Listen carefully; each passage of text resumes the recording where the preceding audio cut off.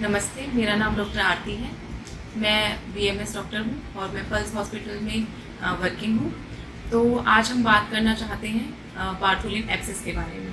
Bartholin abscess क्यों होता है, क्या है, इसके लक्षण क्या क्या होते हैं, इससे क्या बीमारी हो सकती है और इसको ठीक कैसे किया जा सकता है। आज इन सारे टॉपिक्स पे हम बात करेंगे। तो हम सबसे पहले शुरू करते हैं, बार्थोलिन ग्लैंड क्या होता है। सबसे पहले ग्लैंड के बारे में जानेंगे। ये जो है वजाइना के हमारे लोअर पार्ट में, लोअर थर्ड पार्ट में होता है, दोनों साइड में प्रेजेंट रहता है। ये one pair of Bartholin gland vagina के लोअर पार्ट में प्रेजेंट रहता है। इससे ये क्या चीज़ के लिए यूज़फुल होता है, जो बार्थोलिन ग्लैंड होता है ये हमारा लुब्रिकेंट की तरफ यूज़फुल होता है, सिक्रीशंस करता है।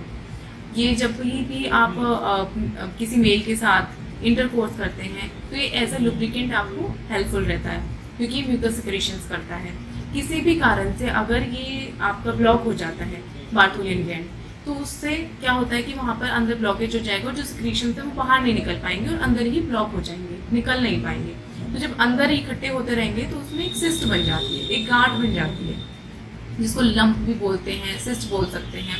जब तक वो सिस्ट के फॉर्म में है तब तक वो यूजुअली महसूस भी नहीं होती, इसके बारे में पता नहीं चलता है, फील होने उधर कुछ ऐसा फील नहीं होता है। लेकिन धीरे धीरे टाइम के साथ वो मांस जैसा टुकड़ा एक फील होता है नीचे टच करने पर, लेकिन उसमें कोई पेन नहीं होता। तो इसका मतलब ये कि जब तक उसमें पेन नहीं है वो सिस्ट है।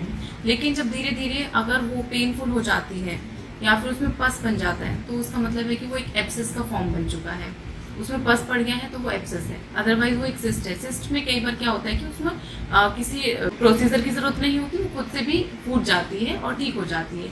कई बार लोकली अगर हम सिट्स बाथ लेते हैं, गर्म पानी की सिकाई करते हैं, उससे ठीक हो जाती है। और जो एब्सेस फॉर्म जो हो जाती है, जो इसमें पस पड़ जाता है, जो कि बहुत पेनफुल है, चलने में बैठने में पेशेंट को बहुत ही ज़्यादा तकलीफ होती है।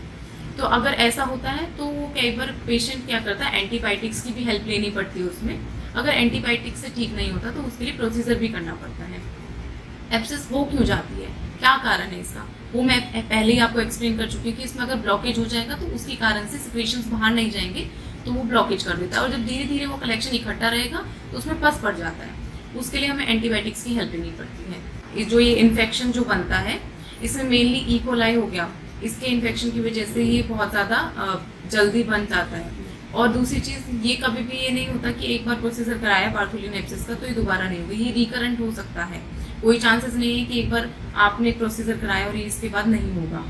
ई कोलाई हो गया, उसके बाद जैसे कि कोई ट्रॉमा हो, कोई इंजरी हो, उसके कारण से भी वो ब्लॉकेज होने की वजह से ये एब्सेस फॉर्म हो सकता है। इसके अलावा इसमें क्या प्रोसीजर कराना पड़ता है, ये होता है इसके लिए मार्सोप्लाइजेशन। मार्सोप्लाइजेशन क्या प्रोसीजर होता है कि जहाँ पर भी आपको एब्सेस होता है, कई बार इसको लोकल एनेस्थीसिया के थ्रू ही कर देते हैं। उसमें जो लोकल पार्ट है उधर पे आपको इनसे वो लगाया जाता है, लिग्नोकेन दिया जाता है ताकि वहाँ से आपको कुछ फील ना हो। एनेस्थीसिया का फॉर्म है वो एक, लोकली उसको दिया जाता है।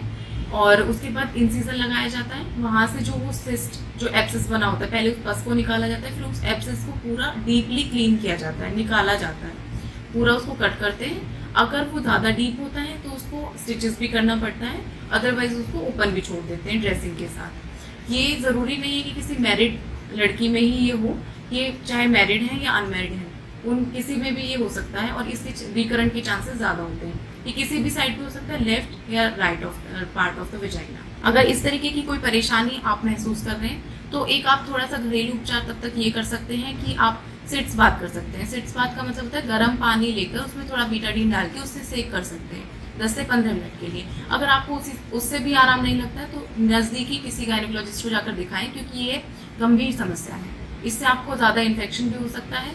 आगे आपको मार्सोप्लाइजेशन की प्रोसीजर जो कि बहुत पेनफुल है उससे भी निकलना पड़ सकता है। तो बेहतर है कि बीमारी को पहले ही रोकथाम कर लिया जाए।